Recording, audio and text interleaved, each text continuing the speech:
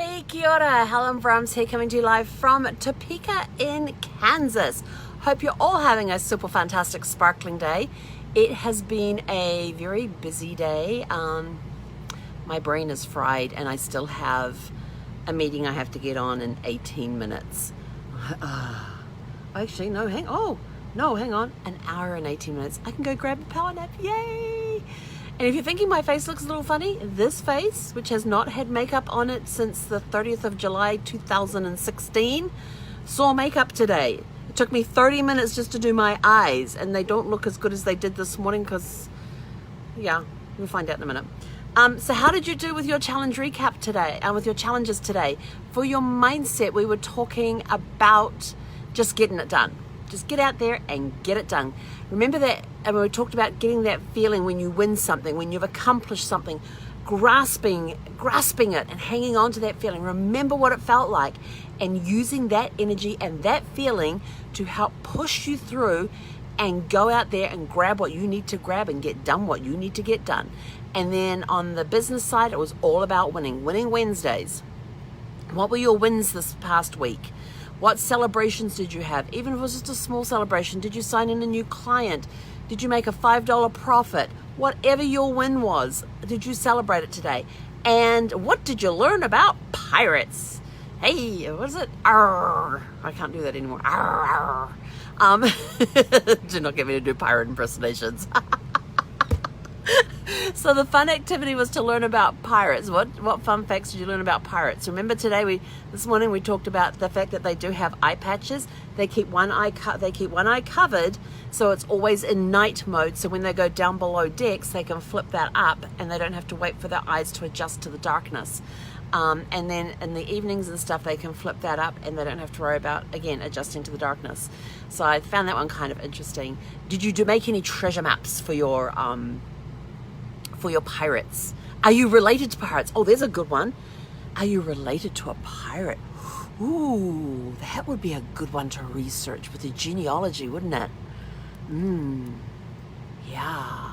It's amazing what you can find when you're researching genealogy. Some of the connections that you have in your tree, it's a treasure hunt is what it is. You know, we're talking about pirates and their treasure and their treasure troves, their treasure chests, their booty, their bounty, not booty, bounty.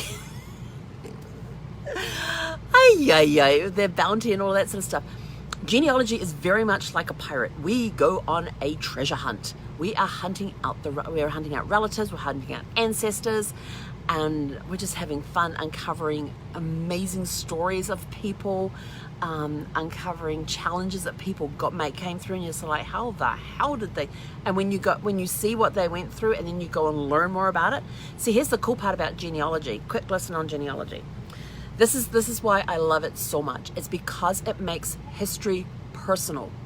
When you look at somebody that you've got an ancestor, say for example, who fought in World War II, and you find out where they were fighting, and you go visit that area, you find out what it was like during World War II, what happened there. You now have a personal connection because you had a relative who fought there. It could be the same for the American Revolution. On my mother-in-law's side, I've traced her, one part of her family back to the American Revolution. A lot of great stories coming out of there. And all I need to do is I just need another set of eyes on everything to make sure I researched everything correctly. I've checked it, I don't know how many times, so I'm going to find a genealogist that can go through my research to verify that I have it correct, because if I do, then all of my husband's sons, his nieces and nephews can then, if they wish, apply for either the sons of the American Revolution or the daughters of the American Revolution, if my research is correct. And I've double checked it, triple checked it, quadruple checked it. So I just need to get another professional to look at it to verify that I got everything correct, and then they can, and then the kids will be able to go after all of that sort of stuff, which would be kind of cool. I mean, how cool would that be if you've got ties back to the American Revolution? Where does your family go? You're on a treasure hunt. You really are on a treasure hunt when you're going through the genealogy and stuff. Some of the stories. I had a woman who I used to visit one time, and She was a wonderful, incredible, amazing person. And she is a descendant, and her maiden name was Beretta. And I said, Beretta as in the handguns? She says, oh yeah.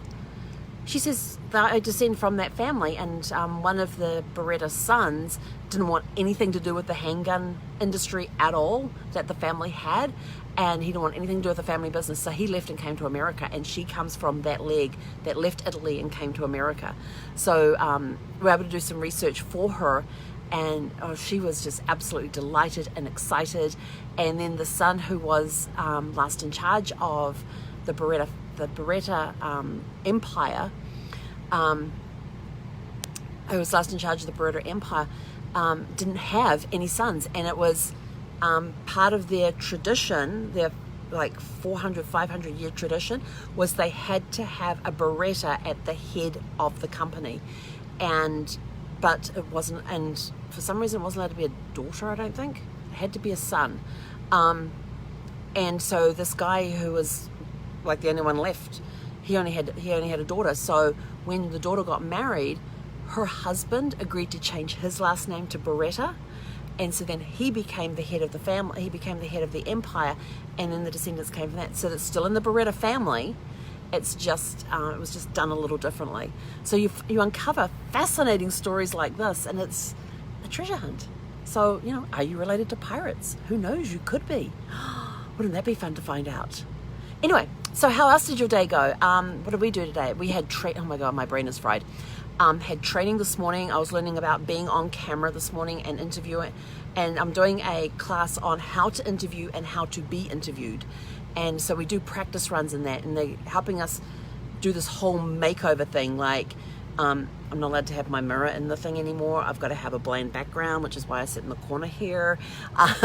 That's why there is this goop on my face. And it took me 30 minutes to do this, since nothing's been on this face for almost 4 years. Just, you know, cleanser, toner, moisturizer. That's it. So yeah, that was kind of fun, and of course everybody noticed the impact straight away, so it was kind of cool. And the hair actually behaved itself today. Yes.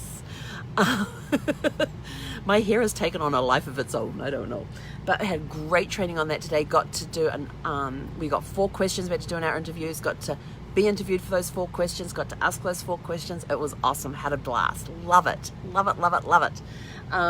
What else have I got written down here? So then from training into meetings. It was a very full day on my calendar today. I had my accountability call today, my weekly accountability call. I've got another training / meeting class coming up in an hour and a half, and just over an hour, and which is kind of cool because I can go take a nap. Brain fried. One thing that I have discovered with being an introvert, and some of you are going to look at me and go, oh, you're not an introvert. Yes, I am. An introvert is based on how you charge your batteries.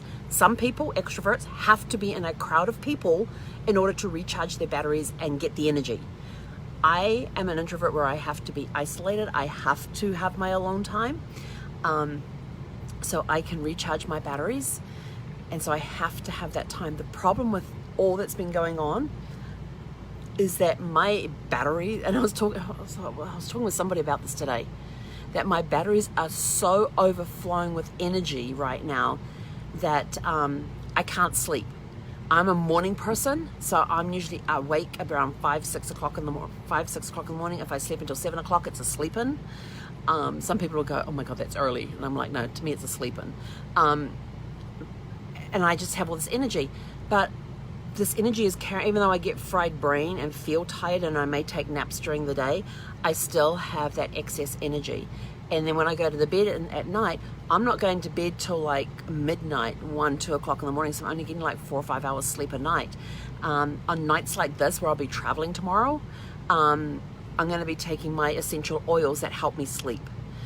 Just so I know I can get a good long night's sleep, because it's trying to absorb the information that I've been absorbing and have the conversations I've been having on a fried brain. But that's what I loved so much about last week when I was in Arkansas and I was able to spend a few days with the EBs. They drained my energy. Man, did I get some good sleeps while I was in Arkansas. because I was around them. I was around their kids who were high energy, had a blast with the EBs last week. And just to have them drain my energy, my excess energy off was awesome. I was getting great night's sleep. Well, now those stores they're overflowing again, so I'm getting virtually no sleep. It's a vicious cycle, I tell you. That's why I need people. I need people to drain my energy. So you guys in Colorado Springs, you're getting this bunch of energy coming towards you. I'm only like 540 miles away. Tomorrow I think I knock off, how many do I knock off tomorrow? I think it's like 200 I get to knock off tomorrow. So that last 340, that's going to have to be split up. I'll tell you that right now, because I don't drive those distances in a day. Not in an RV. In a car, not a problem. In an RV, completely different story, total different mentality. You do require a lot. I've noticed the difference between driving a car or driving an RV. In a car, I feel the need, when I'm driving, I feel the need, I have to go faster. I get on the freeways, I'm keeping up with the traffic and everything else. I get on the freeway in sparkles, and I'm like, this is great. Put her in cruise control on 63, and I don't care if I'm in a 70 mile an hour zone or a 75 mile an hour zone or an 80. I've driven through an 80 mile zone doing 63. I just put it in cruise control. I just sit back, I relax, and I've got my line, because when I sit in the driver's seat, I have a line that tells me that I am within my lane and I am centered on my lane. So I have that visual line, and off I go. And I don't care if trucks are coming up and overtaking me. I don't care if cars are overtaking me. I'm just relaxed and enjoying the ride. If I was in a car, it would be a completely different thing. But it's also a different mentality when you're driving an RV as well, because I got 32 feet to worry about, or 33 if you add on the ladder that's on the back. Plus it's a very big vehicle, but the cool part is that I'm up high. I get to see out over the tops.